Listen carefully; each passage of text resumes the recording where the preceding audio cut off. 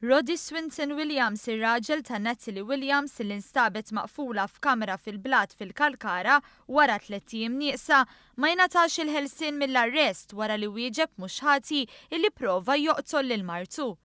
Libes ġins u ġakketta sewda b'partijiet imqatta, Roddy Williams tressa quddiem il-Maġistrat Donatella Frendo di Mek, akkużat b'attentat ta' qtil fuq martu li sforza ruħu fuqha u li fl-istess data, post u ħin iffastidja. Pjuttost kalm iżda f'xi mumenti ftit nervuż fil-qorti, Roddy qed jiġi akkużat ukoll li żamm lil martu kontra rieda tagħha li beżża u li kien fil-possess ta' sustanza illegali. Huwa ġie mixli wkoll li dakinhar li nqabad għeddet u kkawża ġrieħi fuq uffiċjali tal-pulizija kif ukoll feriti ħfief fuq iben il-vittma Owen Vella filwaqt li tellef minn paċi pubblika u li kien riċediv.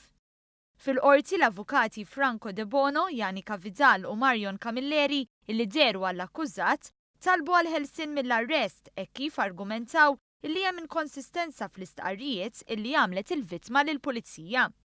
L-avukat De Bono fisser kif fl-ewwel stqarrija Qtil Williams qalet li Roddy mara li għax-xogħol fejn kienet medda minnu, filwaqt li fit-tieni verżjoni qalet li aċċettat li tmur miegħu fil-post imsemmi. L-avukat De Bono talab ukoll biex l-akkużat ikun eżaminat minn tabib wara li der fl-awla bajnejh sewda kawża ta' daqqa ta' pon f'għajnejh ix-xellugija. Il-qorti ma laqgħetx it-talba l-ħelsien mill-arrest partikolarment għaliex għad trid tixhet il-vittma li għaliha deru parte ċivile l-avukati Ludwig Caruana u Janice Borch. Il-prosekuzzjoni tmexxiet mill-ispettur Paula Ċantar u Ġosrik Mifsud.